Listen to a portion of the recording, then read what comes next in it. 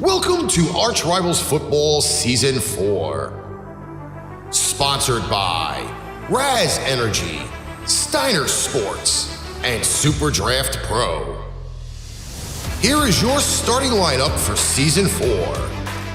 Number 20, Darnell, the Playmaker, Sallins.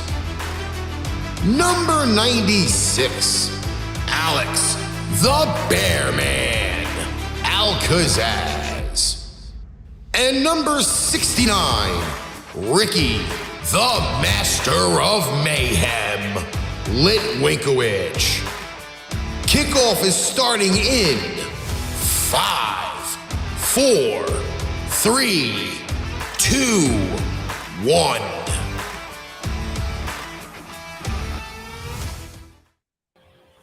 Ladies and gentlemen, how y'all doing? I know it's been some weeks because I've been busy. My co-host, who's here right now, has been busy. Mr. Al-Kazzaz, how you doing, sir? I'm doing good. We've been busy, haven't we? Yeah, indeed we have. We've been busy doing other stuff, so you haven't heard it from us. But what took place over the weekend and Monday said we have to do a show. So as I sit here and continue to share the show out, because a lot of people didn't know we were going to be live tonight. First off, it will be, well, by the way, we will be live tomorrow because we got to talk college. You see the little guy behind me? He's going to be part of the show too. Like I said, we're going to be live tomorrow because one of us got some bragging to do after what took place New Year's Eve. But today we're going to focus on the NFL. And when we focus on the NFL, we got to start off what took place Monday night. I didn't watch Monday night. My partner has watched Monday night, so I'm going to give him the floor to let everybody know what took place. If he was living on the rock. Well, I can honestly say I would probably say the scariest thing ever. I mean, earlier this show we talked about what happened with Tua, but this was on a whole different level because he gets up and then just collapsed like that. I mean, how would you, like, if you were on the gridiron and a teammate just gets up and just falls on the ground like that? And then they administer CPR for 10 minutes, and then then take him to the hospital. The game stopped, and then eventually declared, called off. I mean, the whole story. I mean, even Joe Burrow went to the Buffalo Bills, locker room. All the great sportsmanship is overwhelming. The social media reactions. This was just a freaking. From a frenzy on the gridiron to frenzy within the news media, social media, this thing spread like wildfire, like that. So for those of you who don't know, this is Damar Hamlin.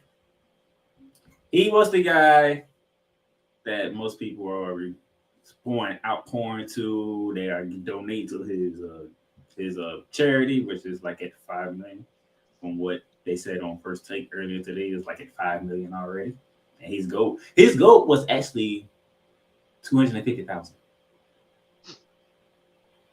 Is it $5 million? That shows you the outpour from the entire country right now of what they witnessed on Monday Night Football, and a very important game, by the way. A very important game. And which leads me to my next slide here, because somebody in the media world decided to do this. One Skip Bayless.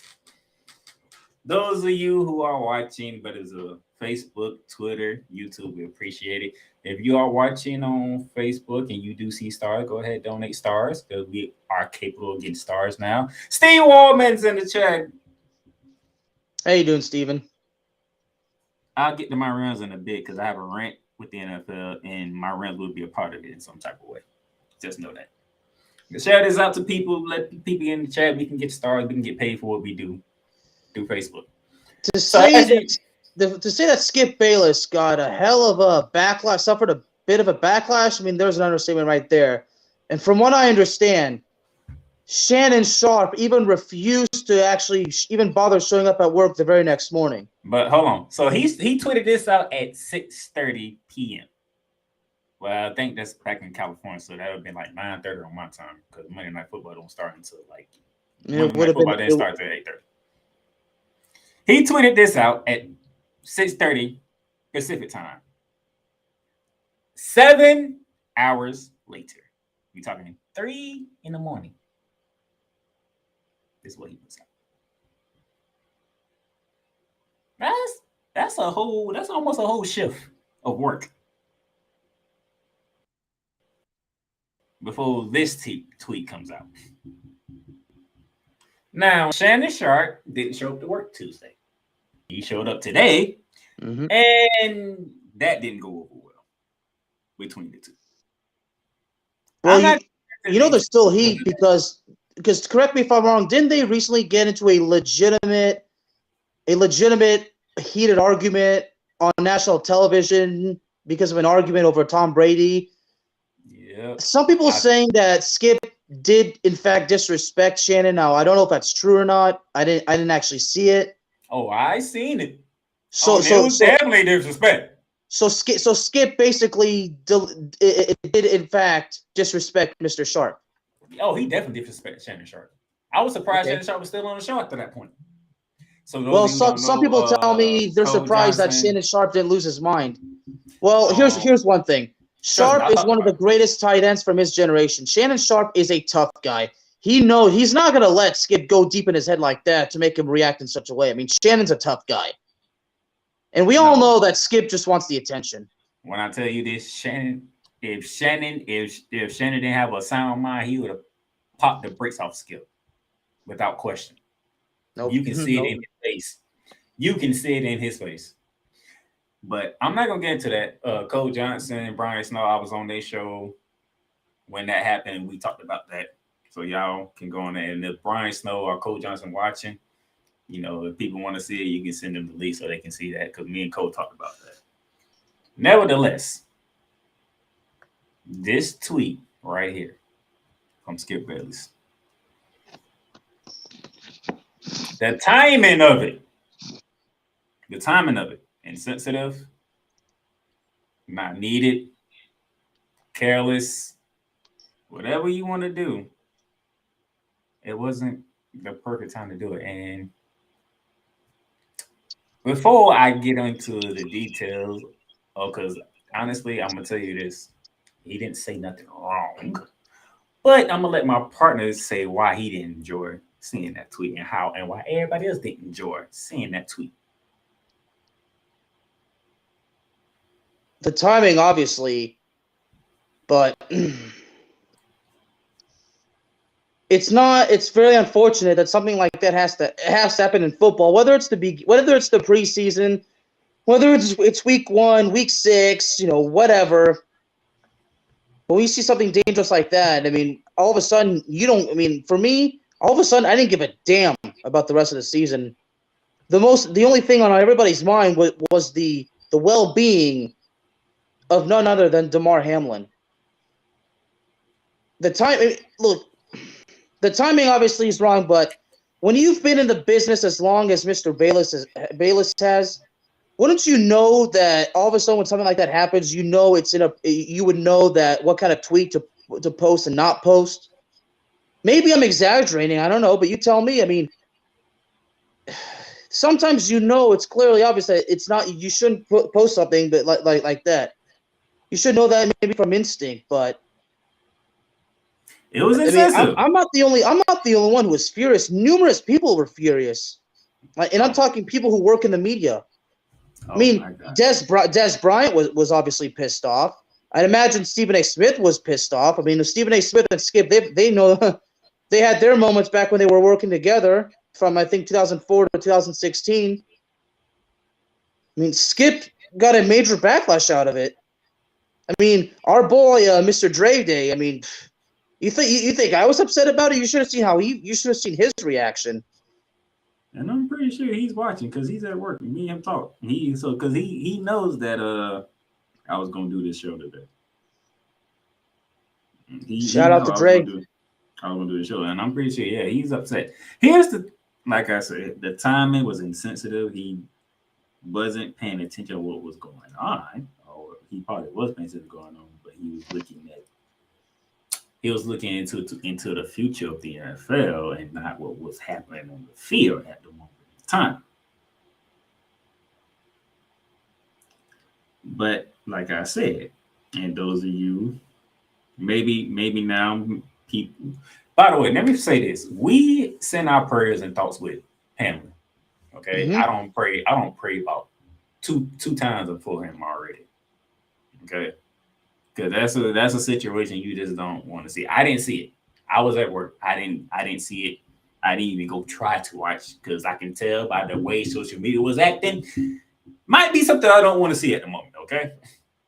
I was actually surprised you called me while you were at work. And I did call you when I was at work. Well, you are the manager. I guess you can do whatever the hell you want, right? And no, in a way, yeah. But as long as it's important stuff, in which this is important because we are part of the media, somewhat. You know what we do. Well, there was some bit of updates today. They said that there was a bit of improvement. He's still in ICU, and they mentioned something about vitals, supposedly improving.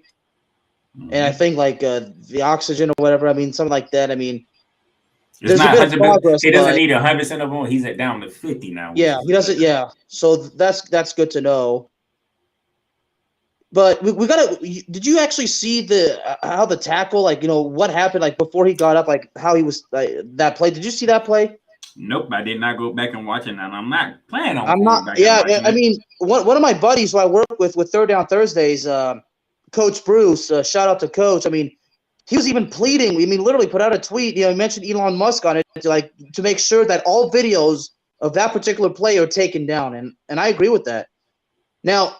Sometimes, I mean, I would understand you want to see it because you want to know exactly what happened, and I'll be honest, I did see it, and I'm glad if they do take it down. I'm glad. It's scary. I mean, I couldn't even sleep. I mean, maybe I'm exaggerating. I mean, I did eventually go to sleep, but I had a hard time going to sleep.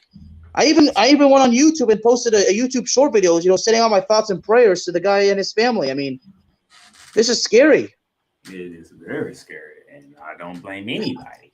This is why when people see sports as just pure entertainment, like this and that, it's all for play, it's all for fun. Whether it's soccer, whether it's basketball, hockey, American football, pro wrestling. I mean, you gotta understand these lives. I mean, athletes put their lives on the line. And might not look like in some sports, but hockey, you can actually fight. You can actually fight in hockey. You can throw down your gloves and let's go mano to mano. Hockey's. And in hockey, it's part of the sport. I mean, if Mr. Braverman was here, he would fully confirm the fact that fighting is part of the sport. And I'm sure Mr. Wallman would do the same. I think somebody is joining because I did send to some people to come in. Oh, it is the snowman himself, Mr. Brian Snow. How you doing, sir? I am not well. Mm. I am not well. What happened this morning on my program sent me into a tailspin. And for the most part, I've been depressed all day. Yeah, I'll watch, and I know you having some things, but seeing this, knowing I know friends that have been through cardiac arrest, and I've been through it myself. I just want to tell y'all it ain't fun. I've been told many times jokingly that it's okay to not be okay. Well, I am not okay. You have some days. You gone through a lot. You have told me your story. And you have asked me on several occasions to fill in for you on your show because of what you've been going through. I'm sorry. So, I gotta step so out. I'm sorry. no problem. Because like I said, I've been depressed all day. I've been crying most of the day, and You know, you will pull through, and you have pulled through. Matter of fact, you beat cancer. Let's get. And I'm letting my audience know that this man here, Brian Snow, has beaten cancer. So he's a cancer survivor first and foremost. You'll pull through, and I'm pretty sure because I know you took what happened Monday night very hard. yeah.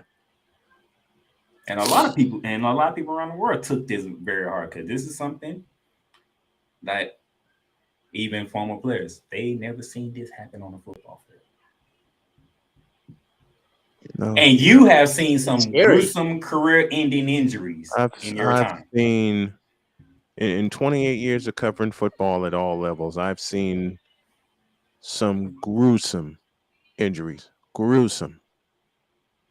I've never seen anything like what happened Monday night in Cincinnati.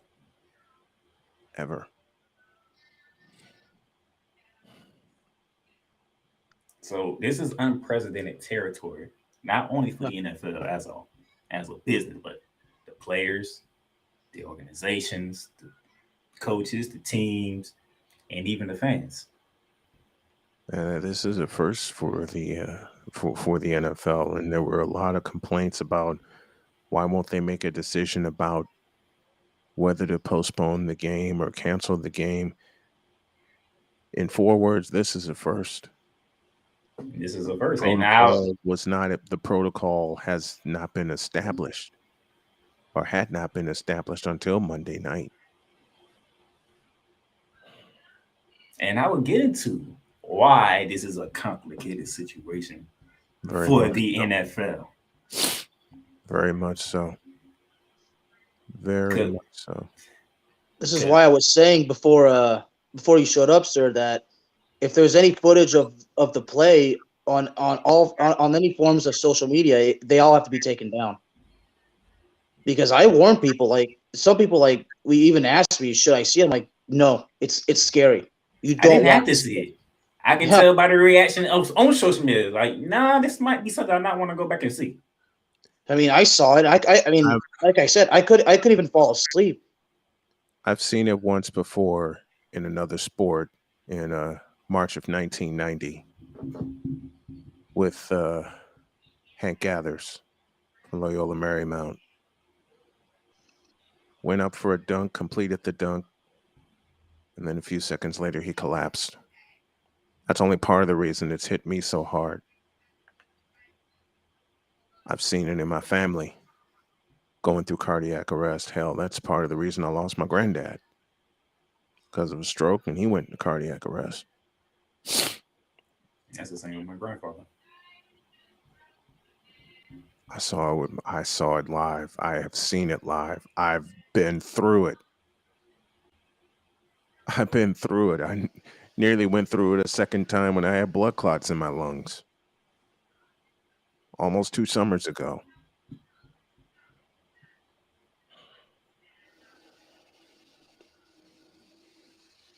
Yeah, this is very unprecedented. I'm going to step out and get myself together, and then I'll come back. All right. Thanks. All right. Brian Snow, ladies and gentlemen, I be on his show. I'm regularly on his show on Tuesdays, but I've been joining his show Monday, Tuesdays, and Wednesdays. Almost like the fourth member of the crew. But this situation is unprecedented, and the NFL didn't know what to do. Didn't nobody what to do. The officials didn't know. Because Zach Taylor did his press conference today.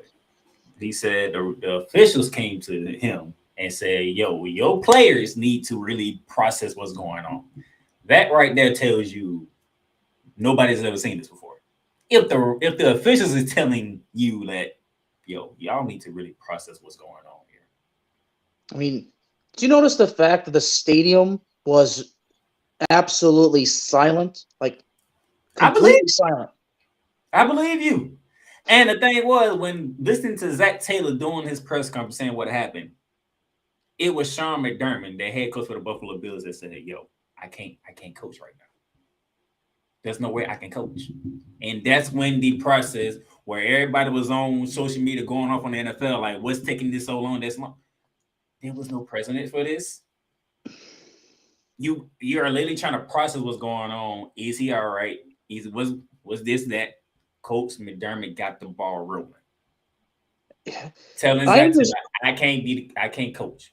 Did they say? I think Mr. Snow mentioned that the NFL did not have a protocol for this kind of thing. No, because this never happened on the field. Okay, I mean, I understand that, but I think it's a bit of common sense to always have a protocol because anything could happen. Anything could happen. You can say that, but you can't prepare for everything. We can't predict it. It's unpredictable, but you can't predict it. You can't prepare for it. You can't prepare for everything. You can try to cross all your T's and dot all your I's, but you're gonna miss something. It's just the way that the world is. You're gonna miss something. No, yeah. And, I mean, yeah, and you're not wrong. They already have ambulance already ready for gruesome injuries like torn ACL, broken leg, stuff like that. And the thing is, what most people fail to realize is they're not giving credit to both team medical staff because they rushed on the phone. A lot of reports that I read and heard, medical staff on both sides rushed at the moment he dropped. Yeah, they rushed at the moment he dropped. You're absolutely right. Yeah, I mean, I should mention this. I think according to his uncle or as a family source, he said that his heart had to be restarted not once but twice. At the hospital too. Once on the field and then once in the hospital in the ICU. But you know what the scariest thing for me now? A lot of people don't know this, but I actually have a fear of hospitals. Like I'm like not just I'm just scared of hospitals. Like I am legitimately fully scared of hospitals. I mean, I'm gonna make this story short. I delivered a pizza once to the hospital. Had to go to a place that scared me. I actually started crying. Yeah, me, the big bear man. I got so it affected me so bad. I was crying because I hate hospitals. But when I saw that these teammates, I mean, I think there was a story about Diggs, Stephon Diggs. I don't know if this is an exaggeration, but he tried to get in. At first, the officer wouldn't let him in. He had to actually tell the officer, "My teammate's in there. I need to see him." For me, despite my fear, if this happened to somebody I cared about, I'm like, I don't give a damn. If I get scared, whatever, I'm gonna be there on my friend's side. I don't care. I don't care if I have nightmares the rest of my life. I don't care. When it comes to friendship and camaraderie, you're there for your teammate. You support them. Exactly. Now, I mean, I think during that time, the adrenaline would be so high, I probably wouldn't even be scared. I'd be like, to hell with. I mean, I would just knock the fear out of the way right now, and keep it in a submission hold and just keep it away. Because right now that like I said, I want to make sure we get what we need to get to first and foremost is the health and safety of Mr. Hamlin, who is still in ICU, but he's on the right path. He's on the right path for right now, which is a good sign. But let me get back to this tweet from Skip. Because remember I said he wasn't wrong, though, right? Right. When this game was going to be played, Buffalo was trying to win to keep the lead over Kansas City, who beat the Denver Broncos Sunday, correct? Yeah. At the same time, though, Cincinnati Bengals are trying to clinch the AFC North because Baltimore messed around and lost to Pittsburgh. Correct? It's Baltimore for you. But yeah. This is what Skip is actually saying here. Now that people are somewhat trying to see what's going on, now they're getting some positive news. Now they can open their minds a bit more. Okay. What do you do with this game? Buffalo trying to get the number 1 seed. They want the AFC playoffs to go through Orchard Park, New York, and not have to travel to Kansas City, Missouri, and Arrowhead Stadium like they did last year. And we all know exactly what happened last year at Arrowhead. Right. Cincinnati is trying to lock up the North Division and possibly get the 2nd seed. But guess what? They would have had victories over Kansas City and Buffalo in the same season. So how big was this? This game was magnificently big for the playoff seedings. Okay? This is what Skip was referring to. Like I said, the timing was not the best whatsoever. You don't do this while the man is down on the field receiving CPR. This is when you don't say this. This is when you don't say it. The man's on the field getting CPR. Literally, the whole stadium is quiet, as you said. Players from both sides got tears in their eyes because they don't know what the hell is going on. You know, I believe Mick Foley said that this particular incident reminded him of something that happened in 1999. You know what I'm talking about? No. Well, for all you wrestling fans out there, I believe I forgot the name of the pay-per-view, but it involved the accident with Owen Hart. When I want to say King of the Ring. Yep, he was supposed to make the way his entrance. I mean, there's an episode on it on Dark Side of the Ring. I want to say King of the Ring. I might be wrong on that one, but I want to say King of the Ring. No, I don't think it was, no. He was coming down from the Raptors. Yeah, I don't think it was King of the Ring. I think it was Over the Edge or something like that. It's a pay-per-view. It's a pay-per-view that went defunct like probably the next year. It wasn't one of the big pay-per-views. I know that much. But at the time, this is what you don't send this treat. This is why everybody was so hot on Skip Bayless, because everybody's in shock. Okay, everybody's in shock. Everybody's like, "Oh my God, what the hell's going on? Is this all right? What is going on here? Oh, they're bringing the ambulance." Because let's be for real. Anytime you see the ambulance being brought to the field, you know it's not good. You know it's not good. I mean, let's be honest. You talk about how scared those players were. I mean, those players didn't even know if he was alive. So now that we cleared this up, go back to the tweet. What do you do for the NFL? What do you do if you're the NFL? I can honestly say this game had a lot writing on it. If this means delaying the playoffs for at least 2 weeks or hell 4 weeks, then I mean, part of me says then it's fine, so be it. But it's going to make things more difficult because that would mean you have to delay the Super Bowl. But no, I'm sure the NFL can figure it out. From what I heard, most people want the NFL to get rid of that bye week before the Super Bowl. Push the playoffs back a week. Allow these two teams to get back together. Finish it out on the field. If the Buffalo Bills and the Cincinnati Bengals can do that, because the players have to pull the. I mean, if they can collect themselves. I mean, you can't rush them. I mean, I can't say I know what these players are feeling. I've never experienced it. I understand it, but I can't say I know what it's like. You know what I mean? Buffalo's getting ready for Week 18. Cincinnati's getting ready for Week 18, which we'll get to when we come back from our commercial break.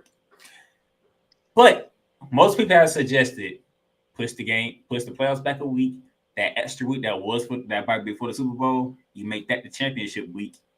You let Cincinnati and Buffalo finish it out the next week. So not this week, you let them finish it out next week. So you have what you need to figure it out. NFL has a hard job to do right now. Do not look for answers right away because you're not going to get them.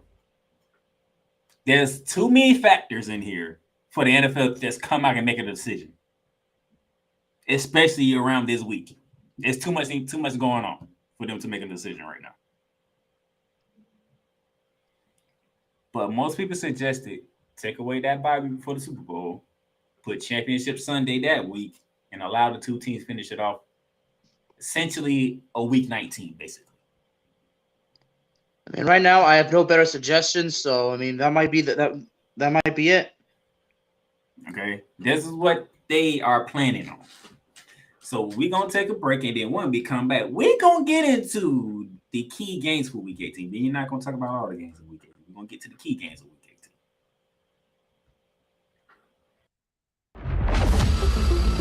18. Paint Train Pipe Bomb Productions and the Playmakers blog are now both partnered with Fanatics.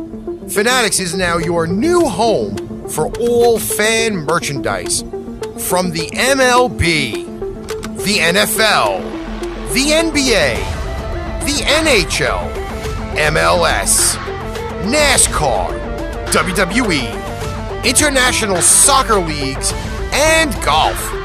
Check out the links below for everyday deals on fanatics.com.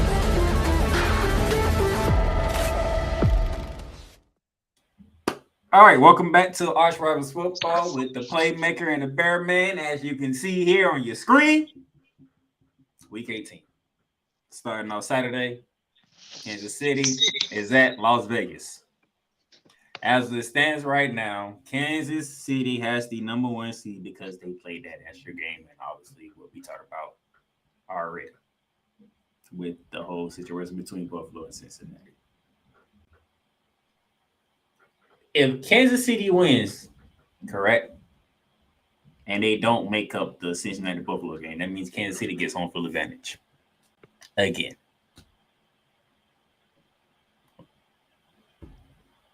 Okay. Las Vegas is already eliminated from playoff contention. They're going to stick with Jarrett Stidham, who played a phenomenal game against the San Francisco 49ers. Against one of the top defenses in the league, he played a phenomenal game. But Kansas City, if they win, they pretty much have home field advantage throughout the playoffs there, man. You know, the whole thing with the Raiders surrounding their quarterback, definitely something to talk about in the future. Definitely something to talk about in the future, but I mean, Las Vegas is out of the playoffs. Kansas City, still fighting for something. I mean, obviously Kansas City's going to win it.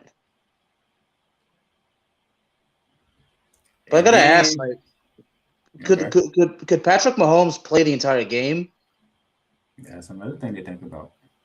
I mean, if by halftime, if Kansas City has a huge lead, then I would imagine no. But I mean, I gotta live with the fact I picked Las Vegas to win this division, and that didn't go well. Saturday night, however, TAA Bank Field, Jacksonville, Florida, where the Tennessee Titans and the Jacksonville Jaguars get together for the AFC South crown.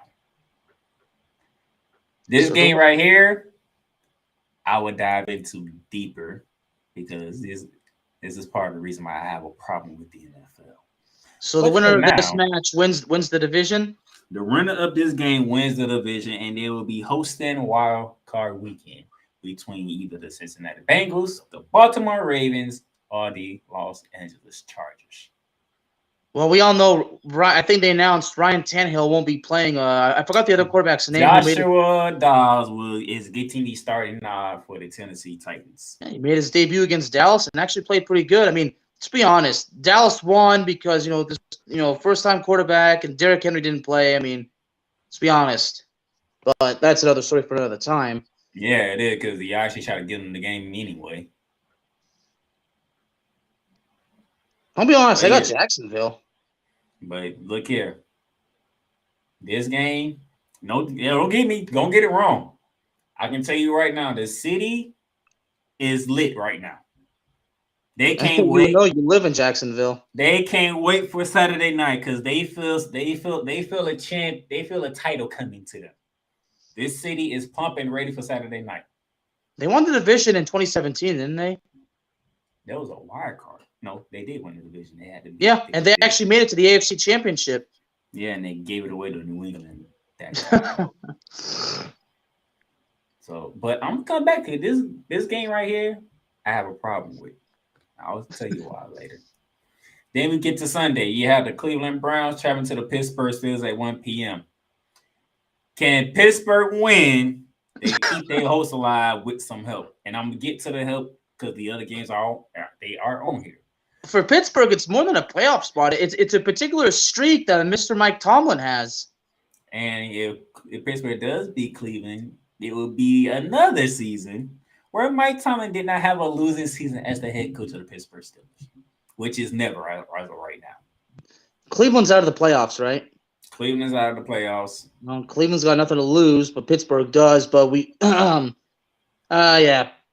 mean, Pittsburgh can't lose this one. I just don't see it. If they do, then it'll be shocking, but based on these two major things that are on the line, Pittsburgh's like, yeah, no more room, no effing up. And then one of us said that Mike Tomlin was not going to have a losing season despite what everybody else thought. Mm-hmm. I mean, I'm not saying that I know the future, but on Monday, I feel like you're going to be in a mood to where you're not going to say, I hate to say I told you so, because you're not going to feel like you hate it. You're definitely going to be in that mood, I told you so. But I just said that, I don't see Pittsburgh and Mike Tomlin having a losing season. I mean, that particular "I told you so" stunt. That's something that our boy, our friend, the Master of Mayhem, thoroughly enjoys doing. But he hasn't been in that mood this season. See, and he should. And if Pittsburgh do win, he needs to be on the next show because he needs to know that he has to come out here and say that I was right. While the whole world was trying to sit here and say the Pittsburgh says Mike Tomlin was something their first losing season, I was not a believer in that. Okay, well, vindicate me on the fact that I did say it could be possible. It may happen. I didn't agree or disagree. I basically said, okay, well, basically, I said to everybody that was getting on him, like, guys, Playmaker did what's part of the job. He made a freaking judgment call. You have to do it. So at least vindicate me on that. I didn't go against you. You're gonna get your vindication tomorrow. I acknowledge you did in fact say that. So yeah, I will acknowledge you. You're gonna get all the types of vindication tomorrow. Good gracious. And I gotta get on a certain coach up in Ann Arbor, Michigan, too. All these Cowboy fans are getting to me because I said that Dallas was gonna have a horrible season. I'm like, okay, win, make it to the NFC Championship, then I'll shut my mouth. Oh Lord. Come on. Oh, Cowboy fans, we had to take these weeks off because I showed. Dak Prescott. Had people looking at me like, how did you pick them to win that game? I just felt it. Against Tennessee? Nope. Against Philadelphia? Against Jacksonville, I said I just felt it. I just felt like you saw what they did. I just felt like they was going to win it. Yeah. There you go. I picked them. They won it. Yeah. And then yeah, you told them so. But whatever I have to say about Dak, we'll wait till we get to that game. But one of the reasons why Pittsburgh has to win against them is because this game, one of the games is this one right here. The Buffalo Bills are hosting the New England Patriots. The New England Patriots have to win. If they lose, they open the door for the Pittsburgh Steelers and the Miami Dolphins. New England has to win or they're done. The problem has the league confirmed that this game is actually on pace to take place as planned? Yeah, week 18. They have done no changes to week 18. Okay. So you getting a Buffalo Bills team who's going through what they're going through, and I don't know if New England want to walk in there and I don't know if New England can walk in there and come out with a victory. Because you might be facing a very dangerous Buffalo team right now after what they don't been through. Okay. So that's one help Pittsburgh needs. The other help is, and they might actually get, is the New York Jets traveling down to South Beach to take on the Miami Dolphins. Tua has not cleared concussion protocol as of yet, and it's Wednesday night. Speaking of the New York Jets, it seems like last week against Seattle, that game Seattle versus New York, I picked Seattle. Didn't you pick the Jets? I did pick the Jets. Well, I'm not gonna give you a hard time about it, but I did. It was just like I said. Me picking Seattle. What did I do that comes with the territory, Playmaker? What kind of call did I make? You ain't believing the Jets were gonna win that game anyway. If I know you anyway, you had no faith in the Jets whatsoever. If I know you like I know you. Well, still Seattle have been not been doing well. So I took a major risk. Made a judgment call. And you'll have to forgive the whole thing with the cat. If he doesn't get his attention, he's gonna go nuts. So gotta keep the kitty calm. Matt White returned and did not look good in Seattle whatsoever. And they have been eliminated. The whole thing with the Jets, the the whole thing with Zach Wilson, isn't there that story that recently his mom went off on the Jets or something like that? Man, I don't care what the mom did. I can care less. Zach Wilson is not a quarterback. Well, the reason I bring it up, you know why? The reason I bring it up is because people ask me if I was in that position, what would my mom do? And you know what my answer is? My mom would tell me to get my damn act together. She would basically do what any other loving mother does. She would tell me, "Stop your crying, get your damn act together." Like that. The Jets, y'all got way too much TV time because the real focus is the Miami offense. Because Tua hasn't cleared concussion protocol. Lucky enough for Teddy Bridgewater, he didn't break a finger on his hand, but he won't be cleared. So we're going to Shane Thompson for the Miami Dolphins at quarterback. And if the Dolphins can't beat the Jets, their season is done. So the Jets, the Dolphins. So basically, is this another situation? The winner of this match wins a playoff spot, or possibly has a playoff spot. No, right now New England controls the last spot. Okay. So this is a game of pride. New England wins is all over with. So this is a game of pride. It's just a game of pride then. But seeing how New England got to go to Buffalo and a lot of people don't feel comfortable for New England, that means the door's open for Miami. But they down to their third string quarterback. And if Miami can't beat the Jets, that means Pittsburgh gets in if they beat Cleveland. This is where we at. It's simple. New England beats Buffalo, they're in. If New England loses, Miami beats the Jets, they're in. But if both New England and Miami loses and Pittsburgh beats Cleveland, Pittsburgh is in the playoffs. And you notice all these games at 1 o'clock, right? You notice it, right? Look. 1 o'clock. 1 o'clock. All games at 1 o'clock, right? You know what the best part is? There's a Twin Peaks actually opened right by where I live. Good. Keep that in mind. Look at all them 3 games that's critical to each other is at 1 o'clock, okay? Let's go to 4 o'clock, shall we? The Philadelphia Eagles are hosting the New York Giants. Well. So any updates on Mr. Hurts? No updates yet, but if Eagles win, they clinch the East and the number 1 seed. And if they lose, I do have a Giants update for you though. That has been circling around. What's that? Saquon Barkley and Daniel Jones most likely will be sitting out this game. Sitting out? Mm-hmm. Will the Giants have the Giants been officially eliminated or not yet? No, the Giants clinched when they won last week. They clinched. They are the 6th seed. They ain't going up. They ain't going down. So they 3 NFC seems to go in the playoffs. Yes. Okay, so you know what? Then it makes sense. But I would figure the Giants would love nothing more than to deny the number 1 seed or the NFC.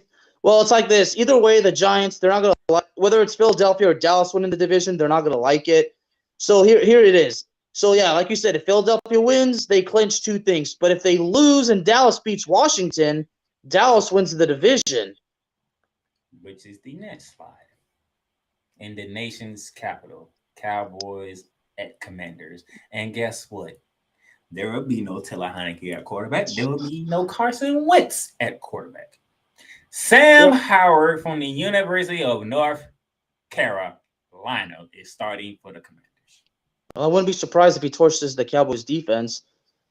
Let me just say, it is absolute criminal the way they have treated Taylor Heineke. Absolute criminal. They should be ashamed of themselves. I said it from the beginning. The fact that they bring in Carson Wentz and then he's immediately depicted as the starter, I'm like, how dare they? How dare they? I mean, seriously, what does Taylor Heineke have to do to earn the respect from the Washington from the Washington coaching staff or the front office? So, speaking of quarterback, Wentz gets hurt. You bring in Taylor Heineke and you get off to a hard start. Then you started struggling down the stretch and you didn't have a good game against the 49ers, which, Bearman, who does have a good game against the 49ers except for Jaden Stillman, what he did last week? Outside of last week, who does have a good game against the 49ers? Nobody. Exactly. Unless your name is Patrick Mahomes. Taylor Heineke overall has done well for this organization. He deserves respect. You pick Carson Wentz to go against Deshaun Watson, and Deshaun Watson beat you. Remember, Deshaun Watson ain't played an NFL game in almost 900 days.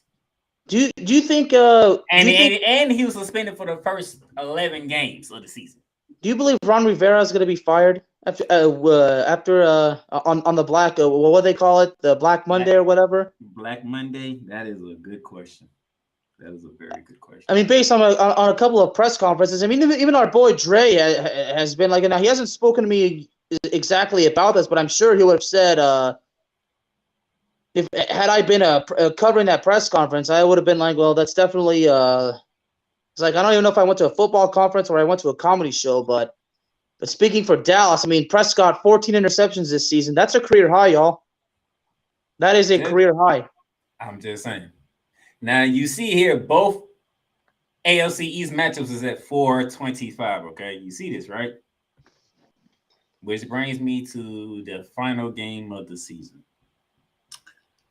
The frozen tundras of Lambeau Field. Sunday Night Football, NBC. The Detroit Lions facing all against the Green Bay Packers.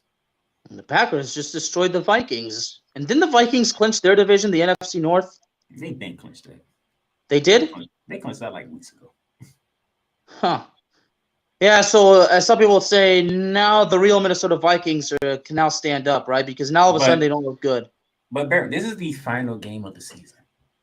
The NFL chose this game to be their final game of the season. Yeah, because all Green Bay has to do is win, and they're in the playoffs. Here's the but see, this is what we're gonna do. We're gonna take a break. Because when we come back, remember I told you I had a bone to pick with the NFL? Mm-hmm. It features this game. So let's take a break and we can come back. Oh, I have a bone to pick with the NFL. Pain Train Pipe Bomb Productions is now partnered with NFLShop.com. NFLShop.com, which is brought to you by Fanatics, brings you amazing team items like game day jerseys, hats, t-shirts, hoodies, team banners, and more.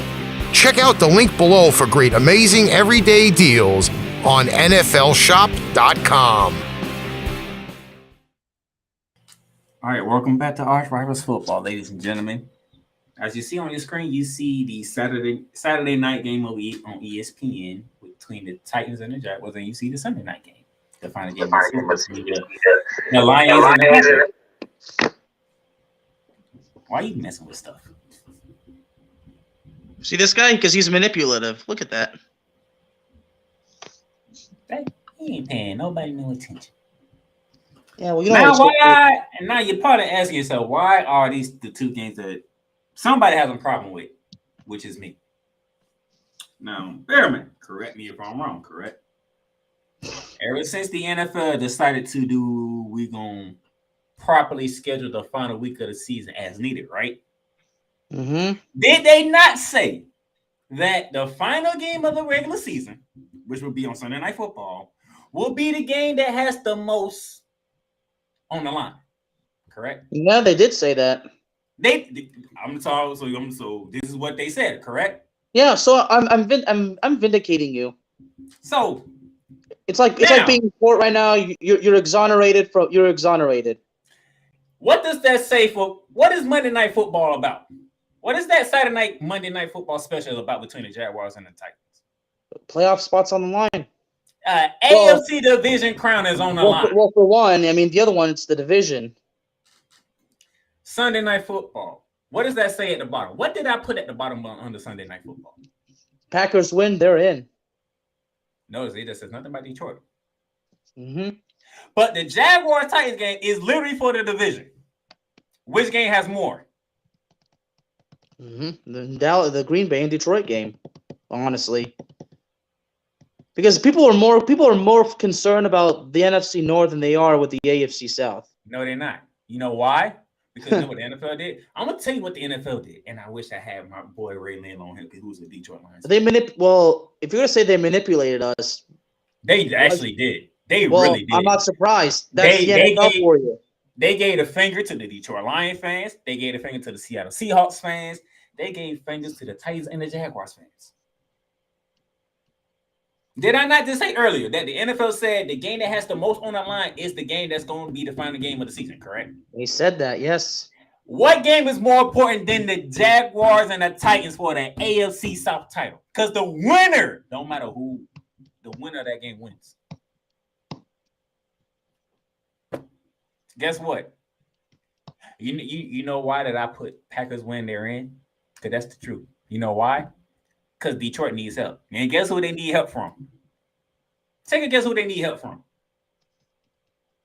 They need help from my Los Angeles Rams. And guess what we playing at? San Francisco? We're playing in Seattle. Oh, in Seattle. So guess what this is? If Seattle wins, Detroit's done. And guess what? Seattle plays at 425. Hours before Detroit plays on the field, they know their season's already over with. Is that fair to Detroit? Is that fair to their fan base and to them players and them coaches? Is that fair that they go into the final game of the season already knowing their season done with? Is that fair to them? No. Now, is it fair to Seattle fans? Because guess what? They need Detroit to beat Green Bay for them to get in. How does Detroit feel knowing they season over, but if they beat Green Bay, the team that they needed to lose gets in? And how's that feel for Seattle fans? I mean, in Detroit's case, if they can pull it off the win, and if they say, well, we're not going to the playoffs, but if you can make sure that Green Bay doesn't go either, that's a bit of bragging rights for Detroit. But didn't we just say that the game that has the most on the line is the game that's supposed to be on Sunday Night Football? Yes. It's the game that doesn't affect nobody else. That's the game, right? Mm-hmm. The only game that doesn't affect nobody is the Jacksonville Jaguars and the Tennessee Titans for the AFC South Division.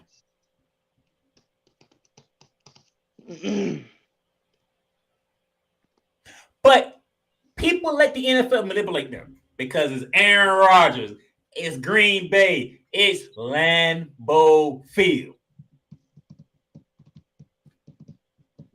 But Detroit gonna go into the game already knowing they can't do a damn thing. You know why? Because they ain't no way in the hell my Los Angeles Rams is finna travel to the Pacific Northwest and beat the Seattle Seahawks. And then check this out. And if the Rams do win, if they do win, you know what's gonna happen? Do you know what's gonna happen? Seattle's out automatically. No, do you know what's gonna happen if the Rams pull off this upset? What? Conspiracy. NFL gonna be in for it. How the hell does the Seahawks lose to the Rams at home? The NFL did something to get the Seahawks to lose that game. Because everybody knows the Rams is not winning that damn game. Conspiracy to deliberately let Green Bay into the playoffs. Because they know. Seattle gonna beat the Rams. This means what is Detroit playing for? On Sunday Night Football. What is Detroit playing for? They already know they eliminated.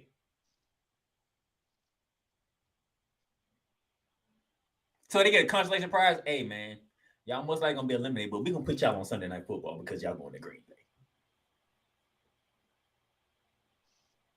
Bay. Definitely feel of a conspiracy theory. We should ask Jesse the Body Ventura to look into it. Like, for real. Like, you're telling me. And I know for a fact that I've been listening, and Snowman is back with us. I know for a fact the NFL said the last game of the season is the game that has the most on the line and it doesn't affect anybody else. There's only one game that doesn't affect nobody else, and that's Jacksonville and Tennessee for the AFC South. Detroit gonna be already eliminated because the Rams ain't winning in Seattle. If I'm dead, if I really damn Kimball, I will really sit here and say, hey, we out. So guess what? You know what? You know what, Playmaker? Swift, you quit. I'll say to everybody. For 3 hours and 3 hours only, I will be a fan of the Rams, and I have two very selfish reasons. One, I hate Aaron Rodgers, and two, I'm picking the Lions to pull it off. I get it. But guess what? Who's really going to pick the Rams to beat Seattle? Seattle. You are. Nobody. I'm not doing it. You're not doing I'm not doing it. Wait. Well, the injury list. I mean, how big's the injury list now? Just a That moment. injury, Is it the listed fact a that book. you're not doing it, or is it the fact that you can't do it, or both? Both. Good answer. Did y'all not see how Geno Smith played against the Jets? Oh, I saw him playing against his former team. Does that answer your question? That's part of it. Guess what? Remember his opening quote after his big win over the Denver Broncos. Yeah. I ain't right back yet. I'm He still hasn't written back. I'm liking this news setup. Appreciate it. How you guys are streaming the show. In fact, I may pull the trigger and do the same for Snowman in the Morning. Listen, I'm going to throw something out there that I said 9 weeks ago, 10 weeks ago. And you, Playmaker, and I mean this playfully, laughed at me at this possibility. And you know where I'm going. I mean, to each his own. We do it to each other anyway, so. Yeah, we do. Yeah, we do. But there was a strong possibility that the NFC, instead of going through Philadelphia, could, and I underline the word could, go through Santa Clara. As crazy as that sounds. I don't see how not. Y'all should destroy the Cardinals. Must be the 11-game winning streak. We're going to obliterate the Cardinals in 3 quarters. It's going to be so bad. They're going to. But the problem is the way Newsman's flowing around. Brian Daboll might not play Daniel Jones and Saquon Barkley, so I'm like, well, that's Philly. There you go. Yeah. There you go. I know. And crazier things have happened. That's why I said could. Yeah, could. The way this season's been, anything can happen. I know. I still don't care because we're going to go to Philadelphia and smack them around. Yeah. Should that be the NFC Championship? But Playmaker, you owe me a receipt. For what? You were one of the main ones that laughed at me. And what about the 49ers?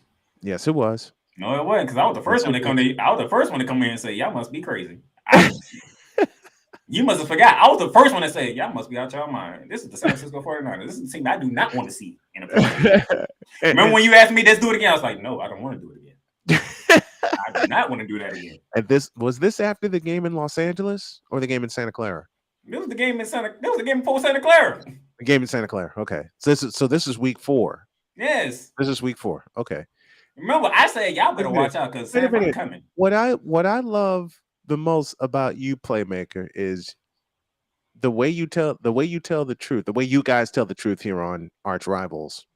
I love that. But Playmaker has me laughing when I listen to Ramley talk. And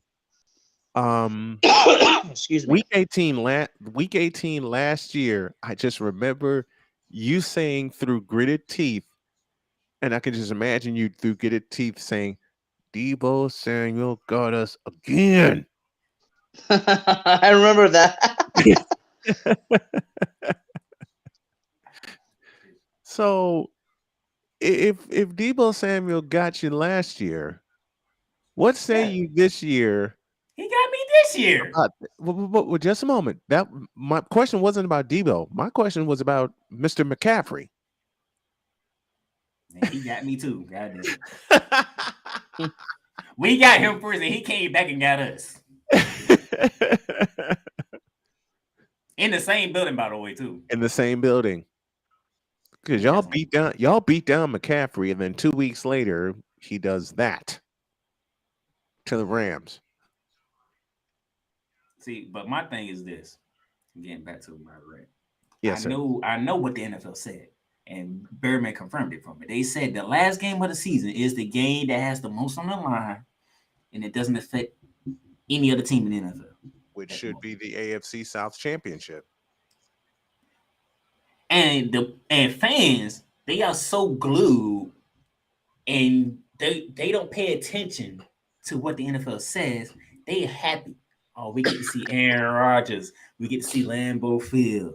Detroit has this good. But y'all forgot, Detroit will be already eliminated. Wait a minute. I'm not watching that game Sunday night.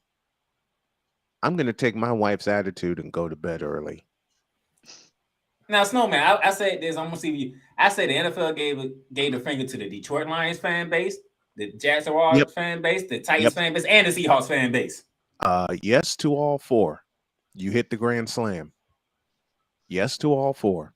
Because you telling me Detroit has to pull for the Rams to beat Seattle, and then Seattle got to pull for Detroit to beat Green Bay. But their game is already done hours beforehand. No, this is Roger Goodell we're talking about. He has no sense whatsoever about what's important. And I mean that in a couple of ways that I'll discuss tomorrow. But he especially doesn't have a handle on what's important when it comes to what game has the most effect on the playoff standings. He definitely doesn't have a handle on that. Because if I'm Dan Campbell, Goff sit, Swift sit, Williams sit, Amar St. Brown sit. Yeah. All y'all sit. I'm sitting everybody. Y'all sit. We're done. Since it's not going to be, since it's not going to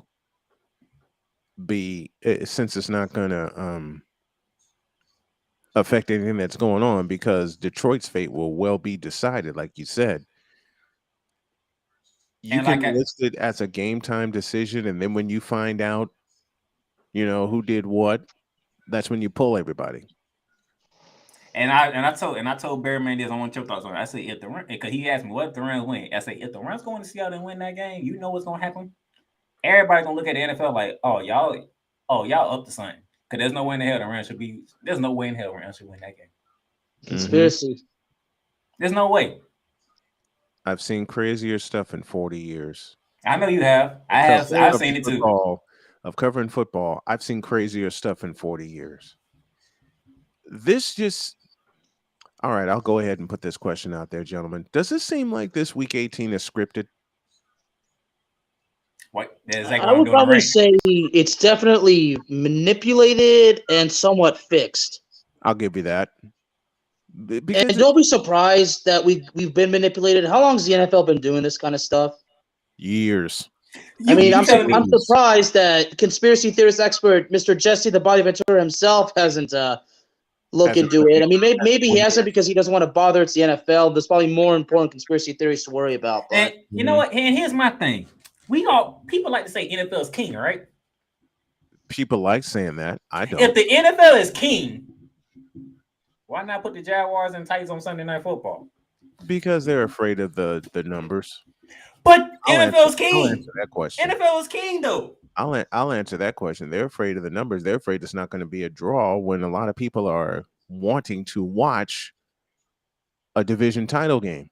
Hold on. And I'll give you the exact game that they're comparing this to, that they actually put on Sunday night. Go back to 2009 when the St. Louis Rams and the Seattle Seahawks decided the NFC West. The trick was Seattle wound up winning that game, and they finished what? 7-9. Yeah. The first losing team to make the playoffs, I believe. First losing team to not only make the playoffs, but win the division and make the playoffs. Now he got me again. God damn it. What? He got me again. God damn it. I ain't know what game you talking about, and I watched that damn game too. And you had no choice but to watch it in its entirety. It was Sunday night. It was the last game of the year. It was Sunday Night Football. I watched that game too.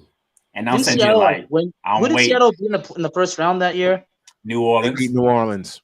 And shocked the world. Well, that was 2010. No, we're talking about 2009. No, trust me, that was the 2009 season because nobody believed Seattle was going to win that game against the Rams. They did, and here come in New Orleans because New Orleans was favorite, and they come beastquake mode. That's when he did that long behind run, shocked the whole world. Well, remember, the Saints won the Super Bowl in 2009, so it must have been the 2010 season. You're right. You're right. It was 2010. It was a year later. It was a year later. Marshawn Lynch, 67-yard run to seal the game. I remember that game. I was on the road when that happened. I was pissed. And I was on the road when that playoff game happened. I sat and watched the Seahawks-Rams game on my couch in my apartment, and I'm thinking, why the hell am I watching this? I kept dozing off. This is how bad it was. And I know you're a Rams fan, Playmaker, but I kept dozing off. Yeah, because you had two defenses going at each other. There wasn't no scoring. Right. Until the third quarter Until happened. the third quarter. Until the third. And matter of fact, I know the goddamn quarterback too. God damn it. We got beat by Charlie Whitehurst. Charlie White. Mm-hmm. We got beat by Charlie Whitehurst. Charlie Whitehurst. Because Matt Hasselbeck was injured. Yeah. But that's my point. If NFL King, y'all should. Hold on. Matter of fact, who played on Christmas? Do we really care? Wait, that was the most watched game on Christmas Day, and you had the NBA games too. I'll repeat my question about both. Do we really care? So you telling me? I mean, all I can say is my Mavericks won on Christmas Day. Yeah, Snowman, thank you, and thank you for that. We were happy for that. Your Mavericks won, and my Warriors won on Christmas Day. I'm good. Mm-hmm. Those are the only two things. Those are the only two games I paid attention to on Christmas Day. Everybody watched my Rams beat the brakes off the Denver Broncos. Yeah, and then the next day, the Broncos fired their head coach. Wait a minute. You said everybody watched the Rams beat the brakes off the Broncos. They watched us beat the brakes off the Broncos. I didn't. Not me. I have three. I didn't see it. Hey, Playmaker, I have 3 words for you. I was asleep. No, and Snowman, you know the crazy thing is, that game was at 4:30, right? Yes, guess what NBA game was at 5? It was Boston and Milwaukee. And more people watched the Rams beat the brakes off the Broncos than the top 2 teams in the East. Listen, I watched nothing. I saw the third quarter when the Mavericks obliterated the Lakers and put up 51 points. Now, listen, my wife is not an NBA fan. She's made that clear. She's old school like I am. But she peeked over my shoulder as I was watching the game, and she says, "How much are the Lakers winning by?" I looked at her and I said, "Babe, you ain't going to believe this." She says, "What?" "I want you to read that third quarter score in the line score." And she said, "Holy 51 points?" That was the only quarter I watched in that game and the only quarter I needed to see. I was like, let me look at these numbers. I'm pretty sure more people was watching the NBA. That's their hell no. I said, hell no. Hell no. He was watching football. And somehow the 2 teams that are not going to the playoffs is the team that everybody wanted to see for whatever reason on Christmas. And by the way, we had kids. We had kids watching this game too. Unfortunately. My niece even tried to get me to watch that game. I mean, my 10-year-old niece came up to me and said, "Why aren't you watching football, Uncle?" I looked at her and I said, "Because the game in question is boring."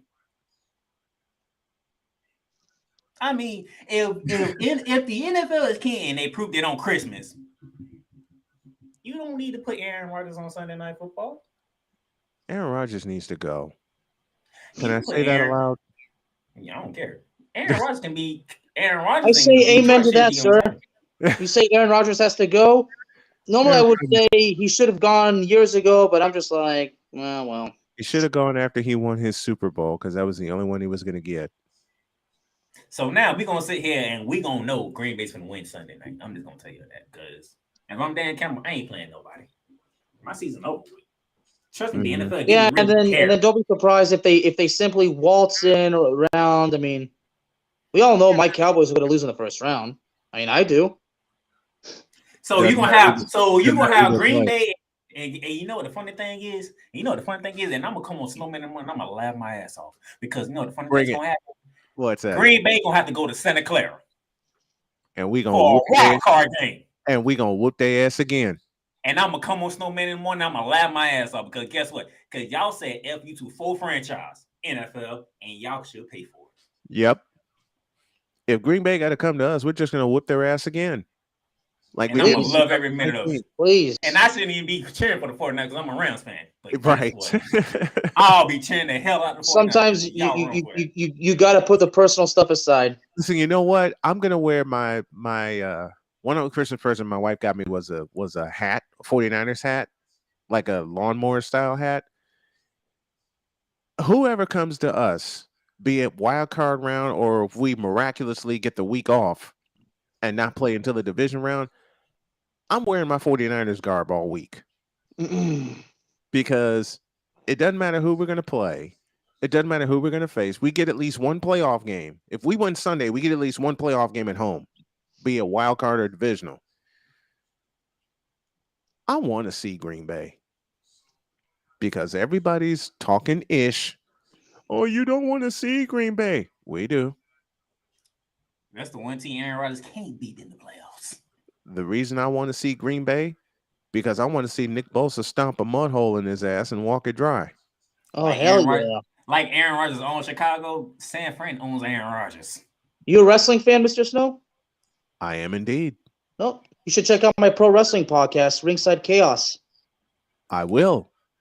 I will. Well, speaking of all this, let me ask you, would it make sense if I told you I am a Cowboy fan, but I'm not part of Cowboys Nation? Would it make sense if I told you that?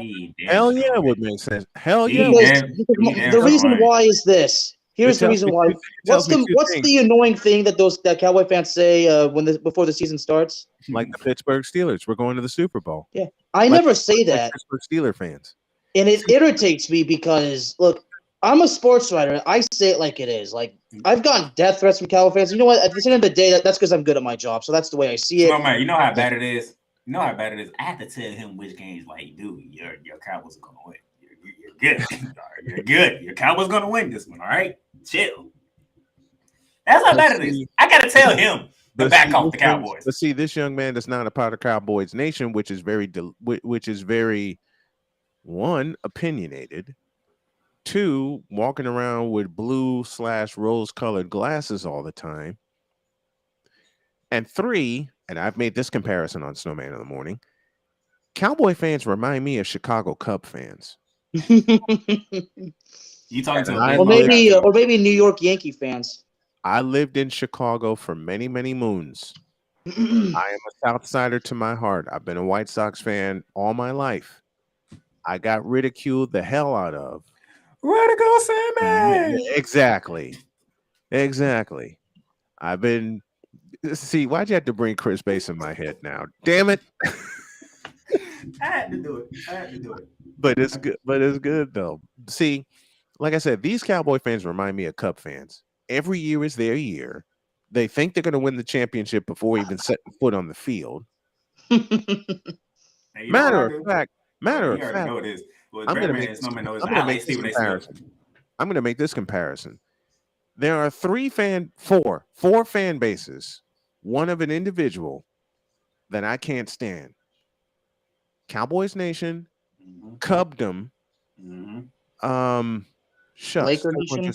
Thank you. That was the one. No, it's not Lakers Nation. I assume Lakers Nation's one of them. Okay, but there's a combination to that. Lakers Nation / Bronzexuals.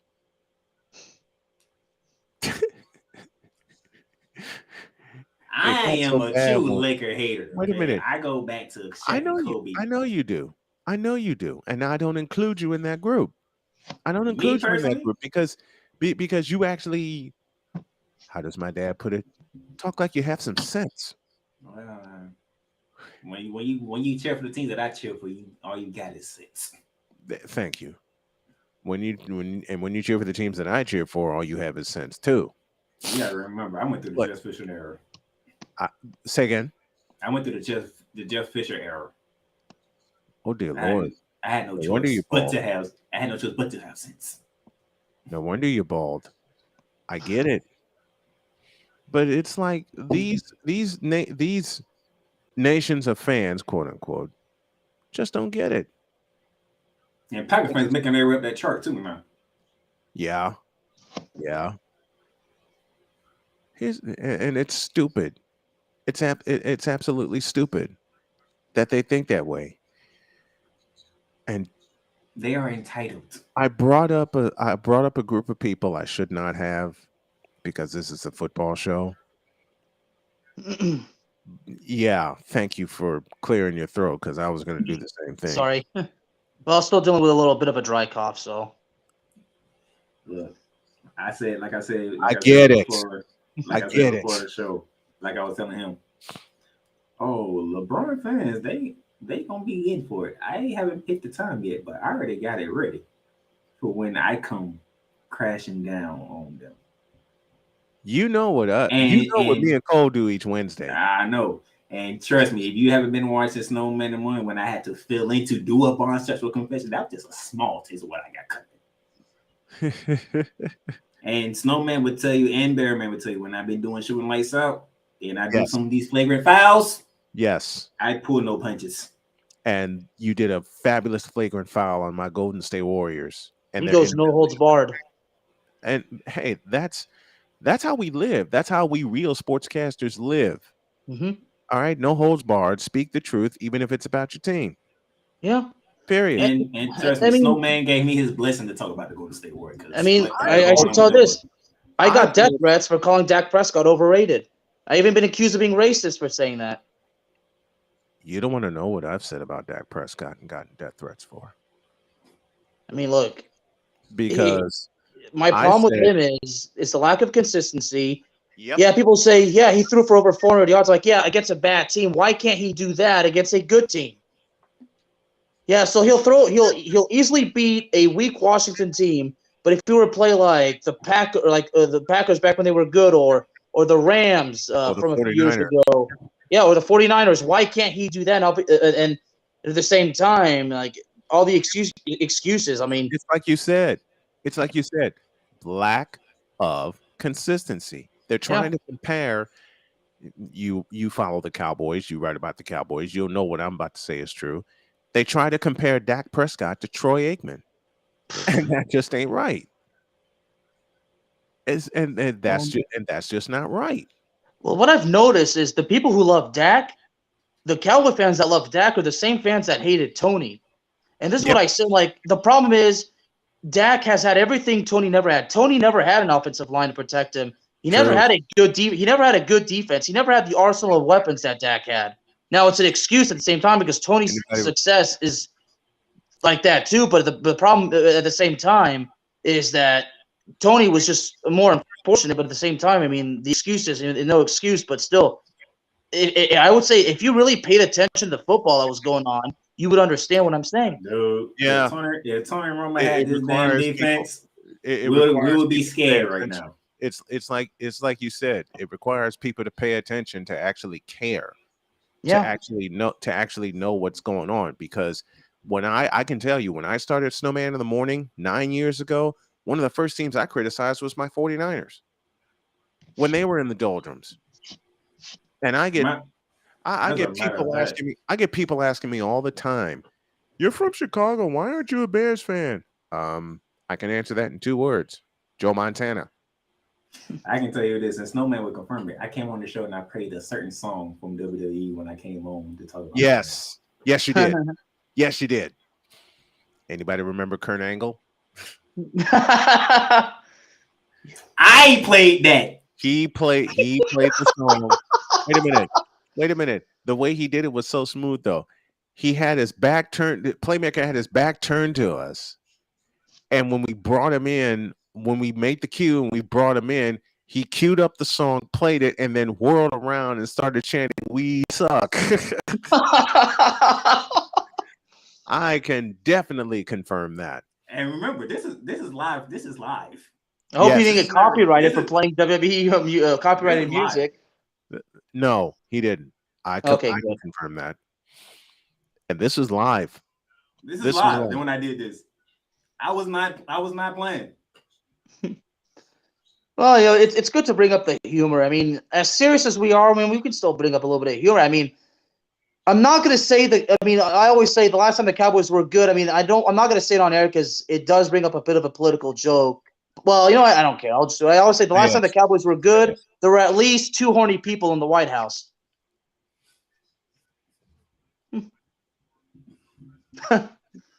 I did not have sexual intercourse with that. And I do say at least two because let's be honest, he very likely, who knows how many other interns he was messing with.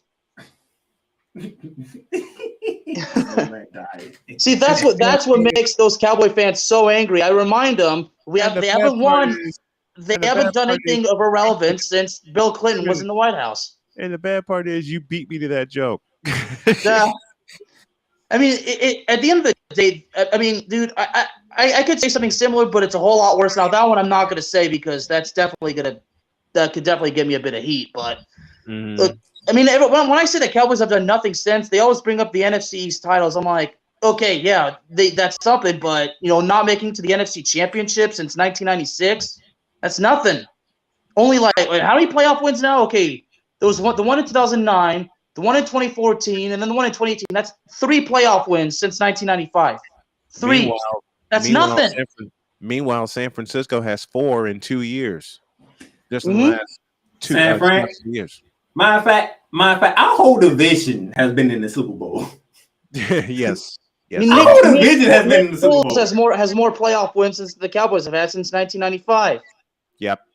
So when people tell me I'm too hard on the Cowboys, and I would say they've won nothing, I get it. Yeah, they won the NFC East title. I mean, yeah, but still, overall, what have they done overall from an overall perspective?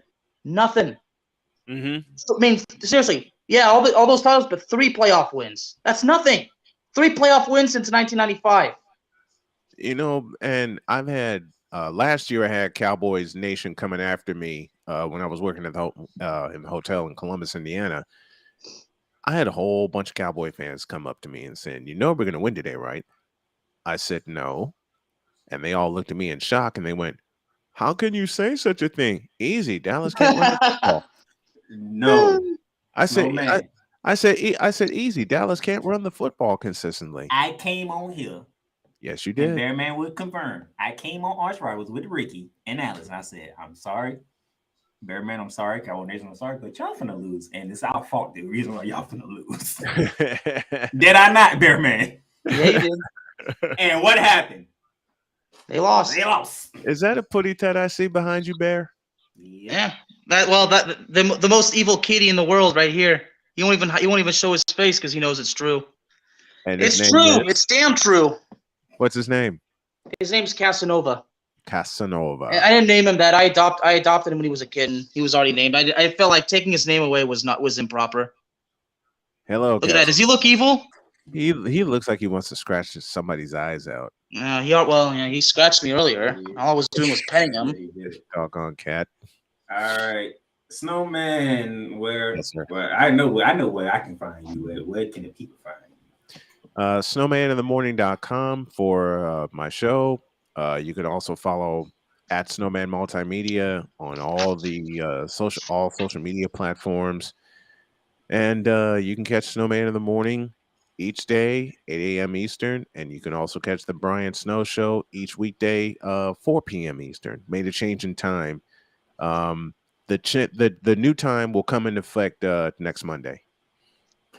And y'all can see me on his show in the morning with Cole Johnson on Monday and Tuesday too. Yes, sir. Because I'm always there. Yes, sir. Like I told him earlier, I'm part of the group now. Oh yeah, your grandfather did, man. That's no problem. Wrote the name of both shows down. All right. I gotta subscribe. Yeah. Like I said, tomorrow Bearman and I will be back so he can gloat about those horn frogs. Well, they are in my backyard. I grew up in the outskirts of Fort Worth. Yeah. I made the prediction when the playoff came down. Dogs and frogs. You did, and I gotta take it. Yep. And because since I gotta take it, Jim Harbaugh, I'm coming for your throat. I will say a score. I will not say a winner. 54-51. Jesus Christ. And he might be right after what Georgia's looked like. Listen, TCU hung 51 on Michigan. Although everybody's mentioning that TCU got away with a targeting foul at the end. But the game was already in hand. Look. The game was already in hand. The simple fact they did throw a target call is the fact that everybody's surprised because they'll throw a target call on anybody nowadays. Yeah, they will. The fact they actually let them play and they let them decide is what shocked everybody. And all I gotta say is the game was already in hand. Yeah. The game was already in hand. So outside of that, you can catch Bearman doing his baseball talk for the Texas Rangers on Ranking Around the Diamond. Internet LC, the man knows it. I gotta subscribe to that because I adore baseball. I gotta subscribe to that. Where do I find it? Well, they're all on Spotify. They're on Apple. I haven't actually done an episode on raking on a while, but my Rangers one is Raking Around the Diamond. My soccer one is Into the Net FC. My pro wrestling one is Ringside Chaos, and my Dallas Cowboys one is just called Cowboys Talk. And You have even a have YouTube page? video game show called Rage Quit. You have a YouTube page? Yes, I do actually. All my stuff's on YouTube. A lot of stuff. Just the Bear of Texas. The Bear of Texas. I will find my profile picture is kind of me is like basically a GTA drawing, basically. Okay. I'll find you, and then you return the favor. Absolutely. I mean, go around, delete likes, comments, because that's what helps the algorithms, y'all. Absolutely. Yeah. And I'm gonna go ahead and step out. I want to say thank you, gentlemen. I needed the laugh tonight. I needed the time tonight. I appreciate you guys. I appreciate you coming on. Very nice to meet you, sir. Very nice to meet you. Thank you. You're welcome. You have a good one. And I gotta admit, you killed the World Cup there, buddy. I did what? You killed the World Cup coverage. What do you mean I killed it? I did good or I did bad? You killed it, man. Like I know your team lost, but you was on it. You was on the coverage. Okay. The fact that France lost, it does hurt, but what bothers me is the lack of respect that France get. Everybody's all over Argentina. Well, all right. You should know how this goes. They love winners. You don't you know what? Place. Yeah, well, you know what? France is going to be the champ. France will win the title again, one way or the other. And as for me, for those of you who've been listening, I thank you for listening. To those of you who've been listening to Shooting Lights Out, thank you for that because the new episode came out Monday. Even Bearman listened to it because hey, I talked about his team, the Dallas Mavericks. And also, Ramley Talk will be coming probably Friday this week, final game of the season as we take the travel to the Pacific Northwest as we mentioned earlier to take on the Seahawks. So I'll do my Ramley Talk, get that out there. And then after that, I'll see. But that's the Bearman. I am the Playmaker. Thank you for tuning in to ArchRivals Football. We're going to catch y'all later. You've just experienced ArchRivals Football Season 4.